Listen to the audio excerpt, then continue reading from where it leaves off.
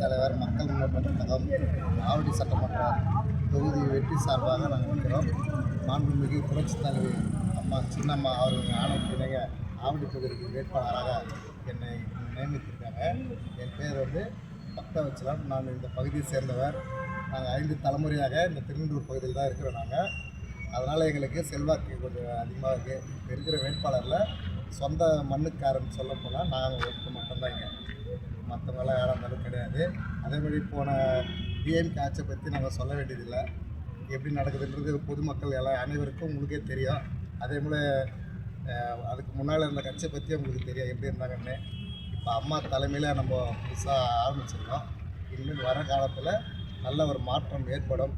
எங்களுக்கு மறுபூர்வமாக அம்மாவே திரும்ப எங்களுக்கு மீண்டும் கிடச்சிருக்காங்க சின்னம்மா. அதே போல் 58 வாக்குறுதி கொடுத்துருக்காங்க. எல்லாரும் நீங்கள் பார்த்துருப்பீங்க.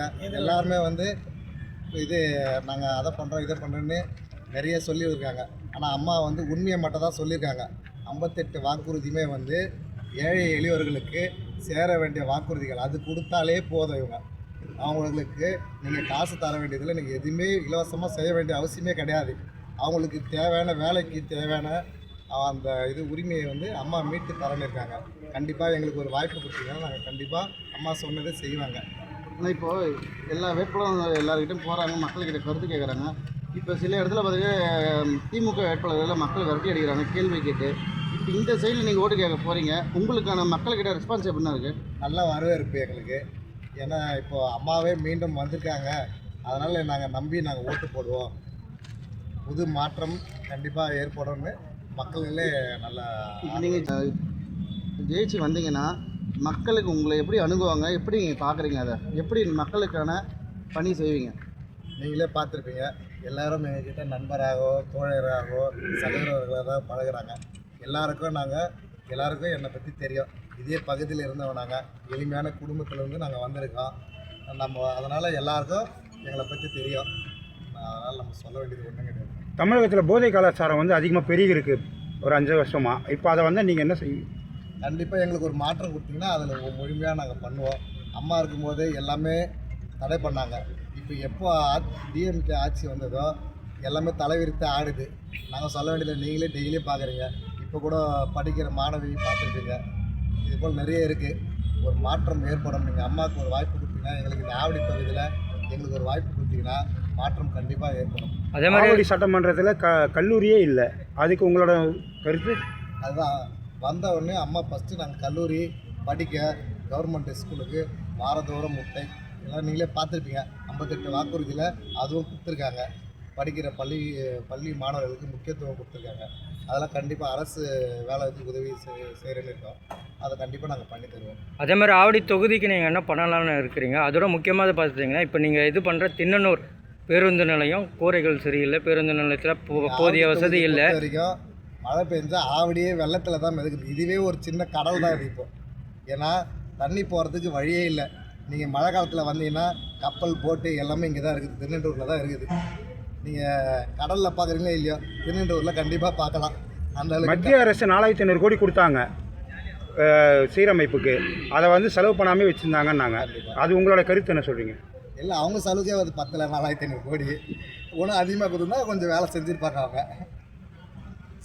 ஓகே, இப்போ வருகின்ற சட்டமன்ற இந்த மக்கள் தொகுதிக்கு என்ன செய்ய விரும்புகிறீங்க நீங்கள்? கண்டிப்பாக ஒரு வாய்ப்பு கொடுங்க. புதிய மாற்றம் இருக்குது உங்களுக்கு. பார்த்தீங்கன்னா டிஎன்எஸ்பி ஹவுசிங் போர்டில் காவா பிரச்சனையில் கொசு தொல்லை அதிகமாக இருக்குன்றாங்க. அங்கே மக்கள் எல்லாருமே கஷ்டப்பட்டு இருக்காங்க. அதை பல ஆண்டுகளாக சொல்லிக்கிட்டு இருக்காங்க சீரமைக்கல. நீங்கள் அதை எப்படி சரி செய்வீங்க? கண்டிப்பாக வந்த உடனே பாதாள சாக்கடை முதல்ல நாங்கள் சீர் செய்வோம். ஏன்னா அதை பண்ணாங்க அறிவிப்பு. ஒன்றும் அது பண்ணவே இல்லை. நமக்கு ஆவடி தொகுதி ஃபுல்லாக ஒரு இடத்துல கூட ஒன்றும் வேலை ஸ்டார்ட் பண்ணவே இல்லை. அதெல்லாம் அப்படி நிற்குது. அந்தந்த வேலை செஞ்சாலே கண்டிப்பாக எந்த ஒரு தொந்தரவும் இருக்காது. அதே போல் எங்களோட சின்னம் தென்னந்தோப்பு சின்னத்தில் நாங்கள் நிற்கிறோம். எங்களுக்கு ஒரு வாய்ப்பு கொடுங்க. ஆவடி தொகுதியை பொறுத்த வரைக்கும் நல்ல அமைத வெற்றி வாய்ப்பு இருக்குது எங்களுக்கு. மக்கள் உங்கள்கிட்ட தான் இருக்குது ஆவடி தொகுதி நிலைமை. நான் இன்னொரு விஷயம், இப்போது இந்த தொகுதியில் 2வது முறையாக போட்டிடுறார் அமைச்சர் நாசர் கொடுங்க. இப்போ அவர் சொல்லியிருக்காரு, நாங்கள் தான் எல்லாம் பண்ணோம், இதுதான் பண்ணோம், டைட்டில் பார்க்கில் இதெல்லாம் நாங்கள் தான் ஓப்பன் பண்ணோம் அப்படின்னு சொல்கிறார். ஆனால் ஏடிஎம்கேல முன்னாள் அமைச்சர் மாப்பா என்ன சொல்கிறாரு, நாங்கள் இப்போ கொண்டு வந்த திட்டத்தை அவங்க பண்ணதான் சொல்கிறாங்க அப்படின்றாங்க. அவங்க வீட்டு காசுல பண்ணாங்க, எல்லாமே கவர்மெண்ட் காசு தான். அதனால் யாருமே உரிமை எடுத்துக்க வேண்டாம். முதல்ல அம்மா இருக்கும்போது தொடங்கிட்டாரு, இவங்க முடித்தாங்க, அவ்வளோதான். இது வந்து யாருக்குமே போய் சேராது இது. ஏன்னா அந்த வேலையை ஒன்றும் முடிக்கல, ஒன்றும் பாதியிலே தான் நிற்கிது. அந்த டைட்டில் பார்த்த வேலை ஒன்றும் ஃபுல்லாகவே முடியல, ஒன்றும் ஃபுல்லாக ஓப்பன் பண்ணலை, பாதி தான் ரன் ஆகிருக்காரு. இல்லை